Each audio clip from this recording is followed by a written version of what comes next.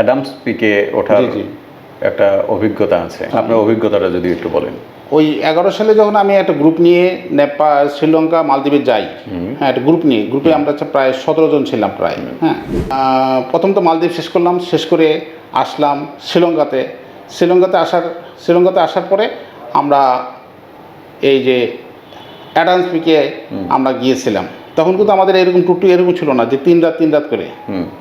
দেখা গেছে শ্রীলঙ্কা আমরা 6-7 রাত থাকতাম, কেন্ডি যেতাম, ওখানে 2 রাত, কলম্বো থাকতাম 2 রাত, তারপর অ্যাডামস পিকে যেতাম, এরকম নৌরিলে যেতাম 1 রাত থাকতাম, মানে মিনিমাম 6 রাত শ্রীলঙ্কাতে থাকতাম, নৌরিলে 1 রাত।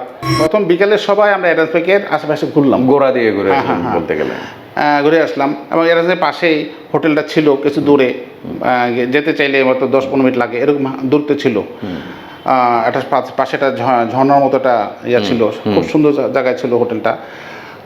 তারপরে আমাদের মধ্যে সবাই তো যাবে না, আমরা জানি, যারা এমনি বয়স টয়স আছে না, তারা তো যাবে না, তারা শুধু ঘুরে আসছে, এটাই শান্তি যে আমরা দেখছি, মানে দেখা আর কি, অনেক অ্যাডামস পিক এটাই দেখা। বাকিটা চলে আসছে, আর যারা যাবে তারা তো প্ল্যান করতেছি আমরা কীভাবে উঠবো, কখন উঠবো, এটা মানে কল্পনা। 12টা বাজে আমরা সবাই 4-5 জন এখান থেকে রওনা দিলাম, রাত 12টার দিকে রওনা দিলাম। তারপরে পারি কি না পারি, এটা ওটা কি জ্যোৎস্না রাত ছিল নাকি ওখানে লাইটের ব্যবস্থা আছে? লাইট ছিল তখন, প্রথমবার যখন গেছি লাইট ছিল, হ্যাঁ লাইট ছিল।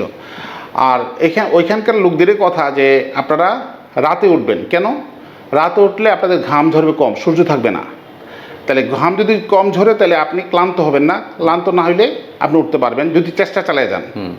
আর যদি ঘাম জড়াই ফেলান, দিনে উঠতে গেলে ঘাম ঝরবে, তখন একটা পানি শূন্যতার ব্যাপার আছে, 10 মিনিটের মধ্যে ঘাম ঝরতে থাকবে, তাইলে আপনার আগাইতে পারবেন না, কারণ শরীরের সব ঘাম যদি ঝরে যায় তাহলে আপনি পানি শূন্যতা হবে, আপনি আগাইতে পারবেন না।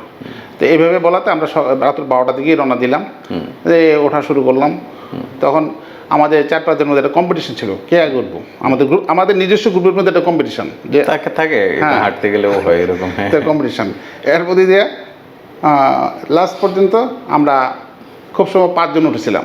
আচ্ছা, 7 জন মতো গিয়েছিলাম, শেষ পর্যন্ত 5 জন উঠছিলাম, আমার 2 জন মতো পারে নাই, যাই হোক চলে আসলাম। তো এখন যদি বলেন নামগুলি জিজ্ঞেস করেন, আসলে আমার নামগুলি মনে নাই এখন। আচ্ছা, এতদিন পরে থাকার কথা না, 12-14 বছর হয়ে গেছে। আর সেকেন্ড গ্রুপ যখন গেলাম না, এটার নামগুলি আমার মনে আছে এখনো, ঠিক মানে মোটামুটি 90% নাম বলতে পারবো। ওই গ্রুপটা সেবার কিন্তু গেলাম সন্ধ্যার সময়, সন্ধ্যা হয় নাই, বিকাল 4টা বাজে আমরা লোকগুলি, অন্যান্য লোককে নিয়ে গেছি যে আমরা এটা আদমস পিক এটা দেখাতে নিয়ে গেলাম। এর মধ্যে 3 জন বলে কি সিলেটের 2 জন, আর আমাদের মানে মার্কেট যেখানে আমাদের অফিস ছিল ইয়াতে, এই মতিঝিলের যে মার্কেটে আমরা বসতাম, 5তলার নিচে, 5তলায় বসতাম, 5তলার নিচে একটা রুম ছিল, সেখানে এক ভদ্রলোক বসতো। তখন আপনার অফিস ছিল ইত্তেফাক মোড়টা কোথায়? ঠিক মোড়ে 5তলায়। ওই বিল্ডিংয়ের নিচে একটা ছেলে ছিল, সে বলে কি, আর সিলেটের 2 জন, ওনারা বলে কি 3 জন। আমি বলি আমরা কিন্তু উঠবো, কি উঠবেন, এখন তো অফ সিজন, মানে আসলে তখন অফ সিজন চলতেছে, অফ সিজন মানে বৃষ্টি বাদলের সময়, এখন ওই সময় কোনো লোক ওঠে না। এমনকি আমরা তো প্রথমবার ওঠার সময় একটু দোকানপাট পেয়েছিলাম যে একটা পানি কিনি, বা একটা পানির বোতল হতো যেটা আমরা কিনি এখানে 20 টাকা দিয়ে, হ্যাঁ ওইটা ওখানে প্রায় 150 টাকা, হ্যাঁ ওই উপরে, যেহেতু অনেক উপরে, তারও তো এটা নিয়ে উঠতে হয়, আবার সে কয়টাই বা বোতল বিক্রি করবে, এটা 2-4টা পরোটা ভাসতেছে, এরকম আমরা খেয়ে উঠছি একটু এনার্জির জন্য। আর ওখানে কিছু লাইট পাওয়া যেত, ওই লাইটটা ধরে রাখলে সামনের 5 ফিট দেখা যেত। কিন্তু সেকেন্ড টাইম যখন গেলাম, লাইটও নাই, ওই লাইটের দোকানও নাই, পরোটার দোকানও নাই, পানির দোকানও নাই, এমনকি রাস্তায় যে লাইট সেগুলিও বন্ধ। কারণ কি, অক্সিজেন সরকারিভাবে নিষিদ্ধ এটা। আচ্ছা, ঝুঁকিপূর্ণ যেহেতু বর্ষা, কারণ ওইখানে তখন বিশাল ঘাস হয়ে গেছে, যাওয়া নিষেধ। আশেপাশে যে দোকানপাট একটা আছে নিচে, ওনারা বলে এখন যাবেন না, এখন হলো হাতির পাল নামতে পারে, হাতির পাল নামলে বুঝতে পারেন হাতি যেদিক দিয়ে যায় সেদিকে কি আছে তারা চিন্তা করে না, গর্ত আছে কি, পাহাড় আছে নাকি ঝর্ণা আছে চিন্তা করে না, সামনে যা আছে পাড়ায় চলে যাবে, এটা হলো হাতির ধর্ম। এই জন্য এই মুহূর্তে যাবেন না, ওদিক দিয়ে হাতির পাল যেতে পারে যে কোনো সময়, আমাদের নিষেধ করতেছে। কিন্তু ওই 3 জন তো যাবেই। তা আমি চিন্তা করলাম যে কি করা যায়, একটা গাইড খুঁজলাম, লোকাল গাইড বললো যে না এখন আমরা যাওয়ার নিয়ম না, তাহলে আমার লাইসেন্স ক্যান্সেল হয়ে যাবে। তারাও তো একটা নিয়মের মধ্যে আছে, প্রশাসনকে ভয় পায় তারা। তো বাধ্য হইয়া আমি সিদ্ধান্ত নিলাম যে ওরা যখন যাবে একটা দুর্ঘটনা পড়লো তো আমার দোষ আসবে, তখন আমি তাদের সাথে গেলাম। তখন মোবাইলের আলোটা ছিল আমাদের, মানে মোবাইলের আলো। তো এই মোবাইলের আলো দিয়ে কিন্তু আমরা 4 জন মধ্যে সিদ্ধান্ত নিলাম, একজন মোবাইলের আলো জ্বালালে আর 3 জন বন্ধ রাখবো। মানে চার্জের ব্যাপার আছে, হ্যাঁ, চার্জ শেষ হয়ে যাবে। হ্যাঁ, তো এক পথে যে দেখি যে কুকুর 4টা আমাদের পিছু পিছু যেতেছে, কুকুর। হ্যাঁ, মানে 4টা কুকুর আমাদের পিছু পিছু রওনা দিচ্ছে। তখন আমাদের সাহসটা বেড়ে গেল। সন্ধ্যা হয় কেন, কুকুর দেখে তো ভয় পাওয়ার কথা না, ওইগুলি আমাদের পাহাড় আমাদের সাথে সাথে যাইতেছে, কোনো মানে আমাদের জন্য তাদের বন্ধু।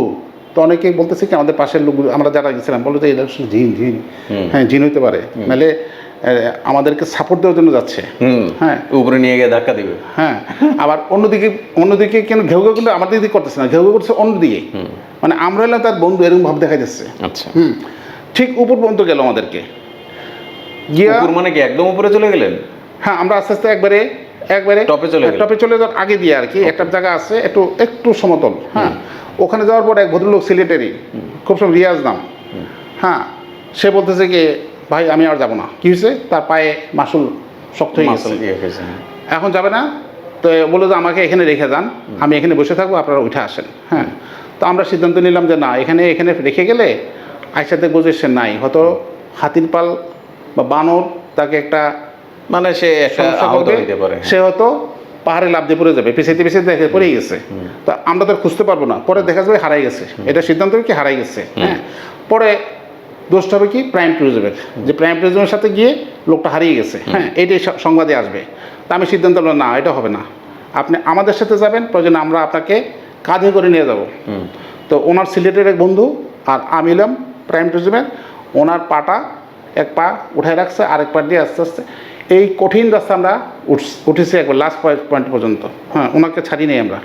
অনেক বড় ব্যাপার। হ্যাঁ, অনেক বড় ব্যাপার, এটা অসাধ্য সাধন করছেন দেখা যায়। হ্যাঁ হ্যাঁ, তারপরে এই ব্যাপারে আসার সময় আমরা মোটামুটি ওনাকে রেস্ট নিলাম, একটু রেস্ট দিলাম যে আপনি রেস্ট নেন, এখন পাটা একটু মেসেজ করে ঠিকঠাক করেন, কিন্তু এখন আর আমরা দেরি করবো না, কারণ অনেক রাতে পৌঁছানোটা ঠিক হবে না।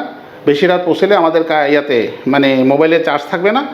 আর যেটা বলে গেল যে হাতির পাল যে কোনো সময় আসতে পারে, আমরা যত তাড়াতাড়ি সম্ভব নামতে চেষ্টা করি। ওকে ওকে।